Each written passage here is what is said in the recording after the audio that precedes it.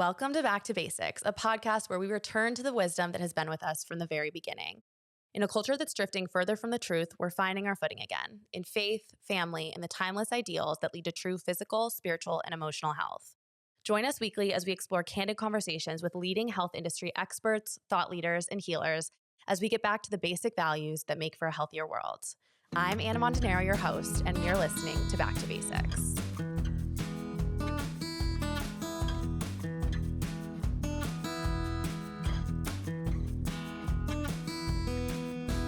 Hello, everyone. Welcome back to the show. This week, we're going to be sitting down for a solo episode. I got a request on Instagram to do a health hot takes episode, which I thought would be really fun. We're in our new studio, as you can see, which I know I teased a few weeks ago, but I'm so excited to be recording here. And yeah, so let's dive in. Basically, we're just going to talk through I think I get 8. Yeah, 8 of my health hot takes. Some of these are controversial. Some of these are not controversial at all, but I think you probably won't be that shocked by most of them.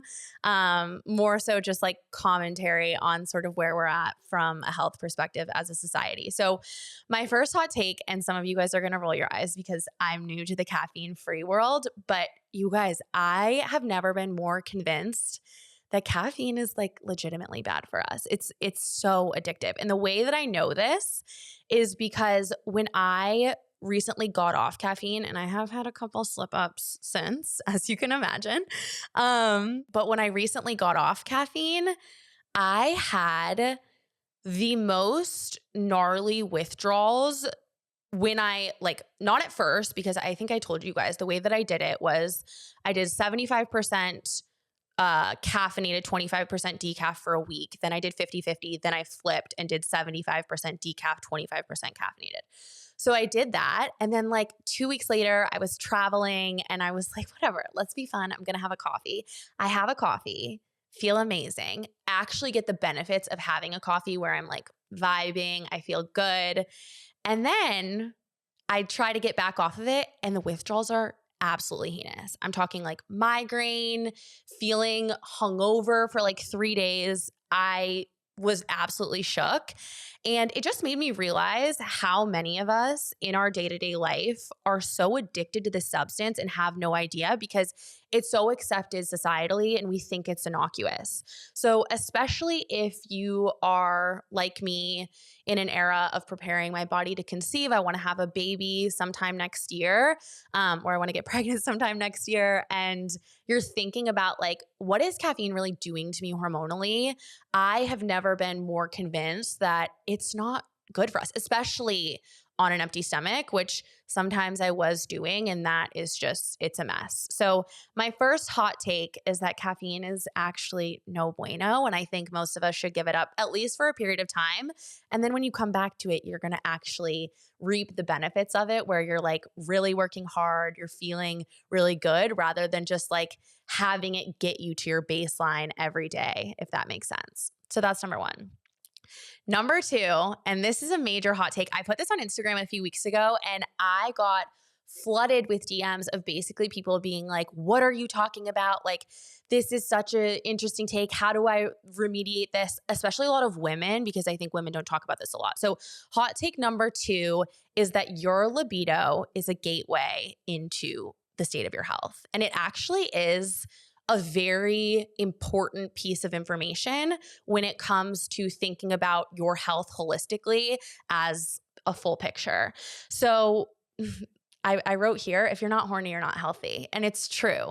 You should be, especially if you're someone in your reproductive years, you should be in the ebbs and flows of your cycle, feeling your libido increase and decrease throughout the month around that ovulation time. I think so many women have degraded their hormones through lifestyle and just like through toxin exposure that we don't even know that we're being exposed to, candidly, through different products, different things in the air, et cetera, which is messed up. But the point that I'm trying to make is that a lot of the time we don't know that we've done our hormones badly or we've done bad to our hormones until we realize these things like, oh my gosh, my libido is non-existent. So the tips that I would give to increase your libido, and obviously this is different for pregnant women, breastfeeding women, etc. But if you are someone who's not pregnant or breastfeeding and you are in your reproductive years, meaning that you still have a cycle, this is a really important piece of information. So the tips that I would give to increase that is you need to set your sleep-wake cycle. So you need to go to bed at a consistent time every night. You need to get, like, I truly think 9 hours of sleep for women. 8 hours, in my opinion, is a psyop by Big Caffeine. They want us to be exhausted so that, going back to point one, we have to drink more coffee. But you need to set your sleep-wake cycle 9 hours every single night if you can. Going back to point one, you need to wean yourself off caffeine. It's so wild, you guys, how much my libido has increased since I stopped drinking coffee. I know that sounds so weird, but it's almost like you're coming back to yourself. You're like feeling more present in your body, more grounded. And then also your diet. So I really like an animal-based diet for most women, high in animal protein and animal fat. Don't be afraid of fat. It is the lifeblood in terms of really what makes our bodies healthy, our cycles happy. And other than that, I mean, this goes without saying, but like if you're in a relationship, you should be in a relationship with someone that you're attracted to. I know that that's like, I think people think that that's common sense, but I don't know. I feel like a lot of people date people that they are not actually interested in, which is wild to me. So that is point one. And also, this is an aside, if you're on hormonal birth control, which I'm going to do a whole episode on getting off of hormonal birth control, which was such a transformative experience for me. If you're on hormonal birth control, that can change significantly your libido, and it can change significantly who you're attracted to from a pheromone perspective. So we'll dive deep into that at another date. But the point is that libido is a very important gateway into your health. Number three. Alcohol consumption is the worst offender when it comes to getting in the way of someone being truly healthy. So I'm sober. I've been sober for almost 4 years now. Almost 5 years now. That's wild. But I think that alcohol is similar to caffeine in that we think societally it's like an innocuous substance, but it's really not. And it really can degrade our ability to reach our health goals, even when it's not abused. And the reason why is because I at least know that when I was drinking, I would go out for dinner with friends. I would have a martini or a glass of wine, just one, right? But the next day I would wake up and I would not be as spry. I would not be ready to jump into my workout. I would not be ready to go on a long walk in the morning and get sunlight in my eyes, all of those things. So the point that I'm trying to make is that like even a little bit of alcohol is just not great. And I think societally we're actually acclimating to sobriety a lot more. I read a stat the other day that like 50% or 40 to 50% of Gen Z is not drinking alcohol, which is so wild, so cool to see. But the point is that like, if you're truly on a health journey, if you're on a journey where maybe you're trying to get pregnant, maybe you're trying to lose a little bit of weight, maybe you're trying to get in the best shape of your life, alcohol is an easy thing to cut, and your social life does not have to take the backseat as a result, which if you want an episode on that, I can absolutely do one on sort of how I removed alcohol from my life and still am like, I mean, I don't want to toot my own horn here, but I would say that I love to go out. I love to party with my friends. I love to stay out late a few times a month, not every night, obviously. But I don't think that it has to be, you're drinking or you're boring, if that makes sense.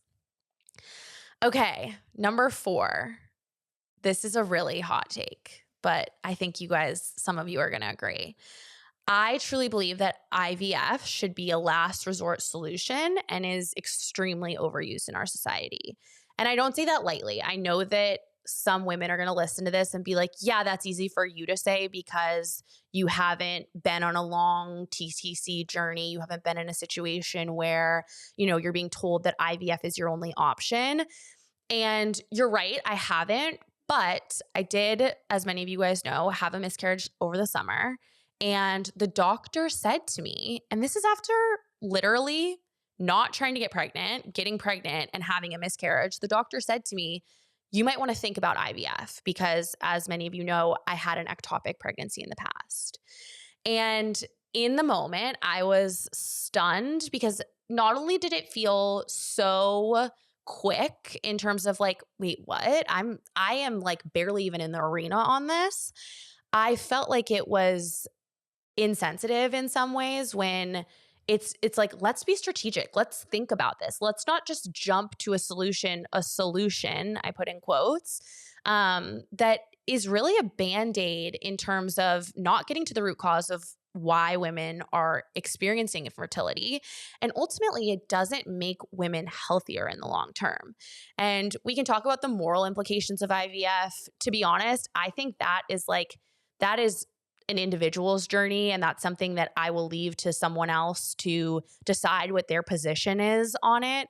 But at the end of the day, I think from my perspective, and I think a lot about the health implications, it's like, is saying that a woman has unexplained infertility, in quotes, which is, we know is a fake diagnosis. It's not real, right? It's your doctor isn't smart enough to figure out what is actually going on, or they're too busy to figure out what's actually going on.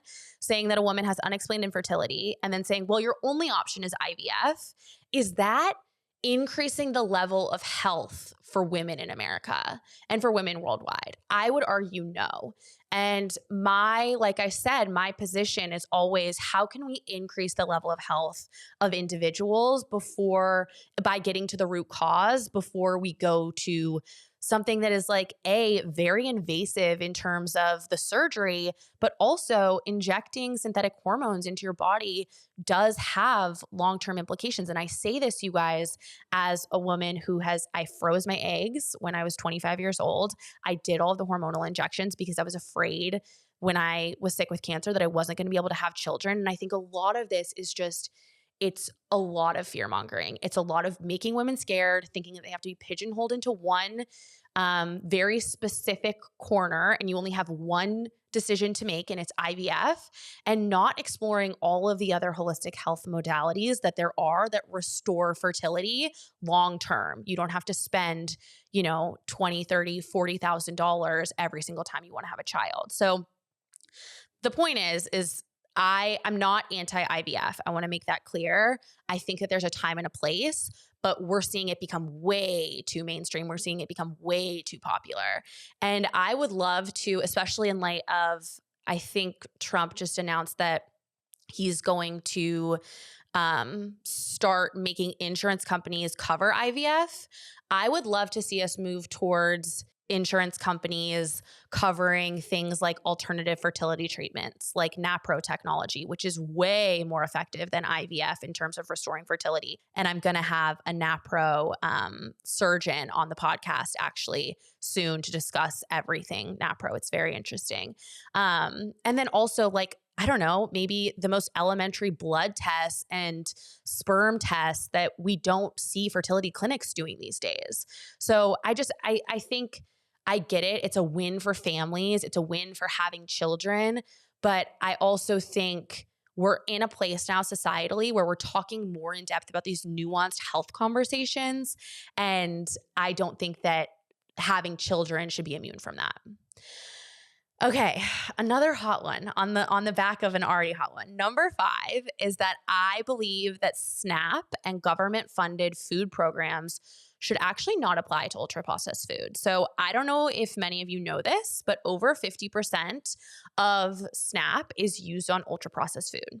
And the number one food product that SNAP is used to pay for is soda.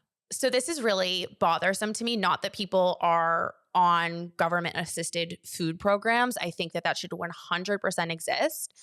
I do think, though, that when we feed people ultra-processed foods, when we feed them things like soda, when we don't educate them about capital H health and instead give them actually like the keys to unlocking even more of these foods that we know degrade our health and are ultimately really bad for us, I think what that does is it creates more burdens to the system, and it creates people who, are putting in more insurance claims, and that drives up the cost of everybody's insurance. It creates people who are getting sick with cancer, with heart disease, with diabetes, with these diseases of lifestyle that are so pertinent to the culture in the US right now and so pervasive.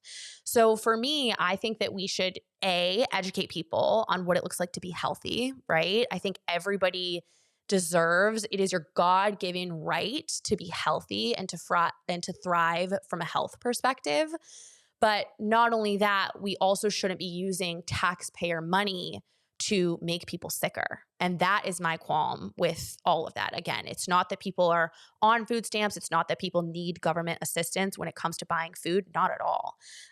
My qualm is that we shouldn't be using the government to make people less healthy, and we shouldn't be funding it with taxpayer money. We should be funding a healthier society. But yeah, that stat of 50% of food on being purchased with food stamps is ultra processed food. That blew my mind. And then the soda stat too. It just it shows everything that's backwards with the way that we have approached health in the United States. Okay. Oh, this is a really good one. Number 6. So I saw a quote the other day, and it was talking about, actually, let me pull it up so that I don't mess it up. Okay. It says, "The devil doesn't come with horns. He comes with comfort and tells you to rest before the work's done." And I think that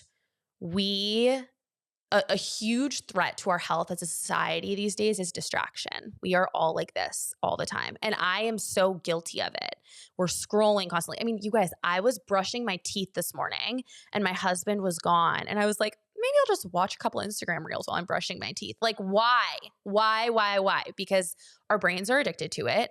And at the end of the day, I think that type of distraction, it's creating a mental roller coaster and a mental hamster wheel that is a prison that is so high security, we don't even know we're locked up, right? Like, we think that this sort of behavior is normal. We think this sort of distraction is normal.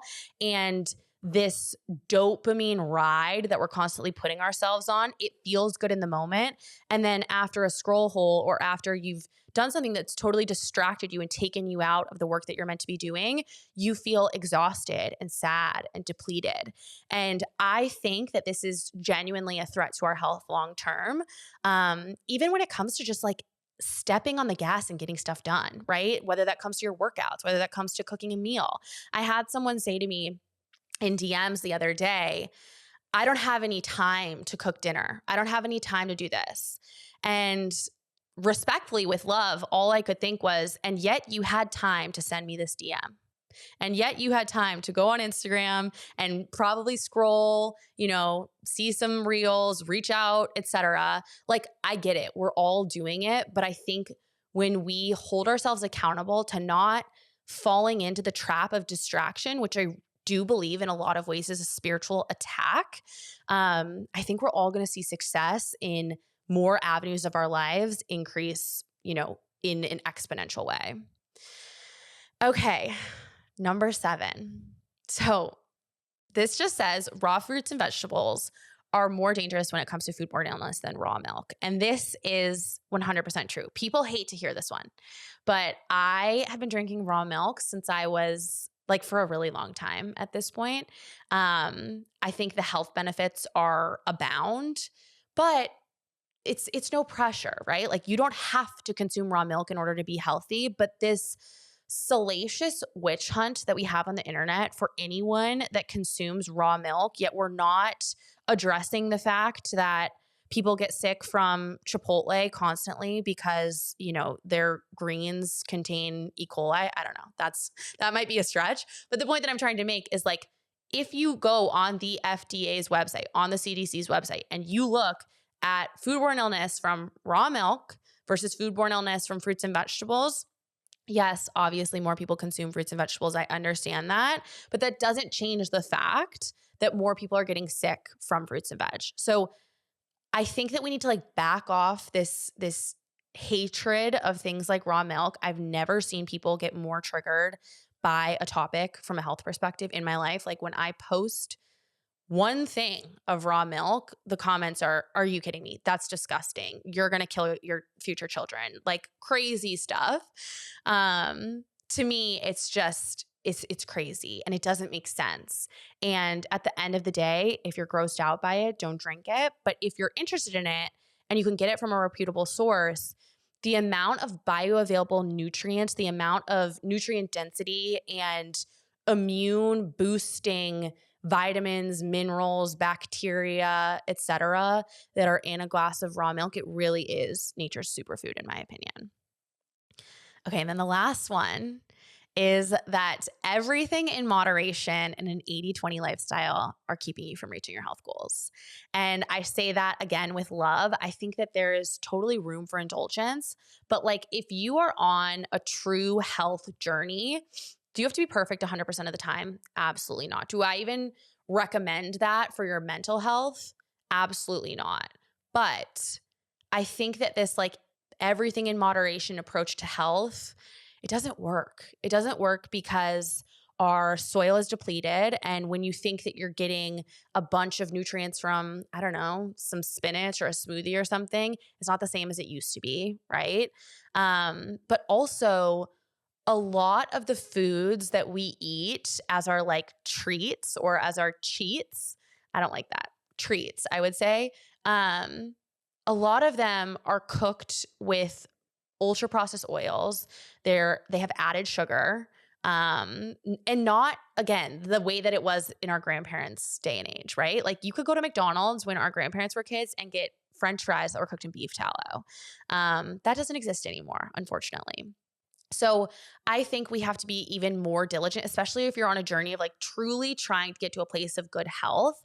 And like the show is called, go back to the basics. You don't need to do all of these crazy supplements. You don't need to, eat all of these niche foods. You need to eat fruits, vegetables, well-sourced protein, well-sourced dairy is wonderful.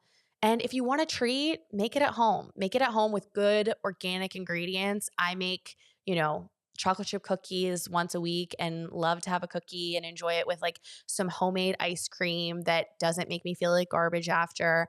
And that counts as an indulgence, right? That is like an exciting thing that you can have fun with food, but it doesn't have to come at the compromise of like going to crumble cookies, which is, in my opinion, the downfall of our society. All right, you guys, those are my hot takes. I hope you enjoyed this episode. Let me know in the comments if you agree or if you disagree. If you're feeling spicy about any of them, feel free to slide into my DMs. You guys know that I am always game to chat, but I will see you next week for another episode. Thank you so much for listening, and I'll talk to you soon.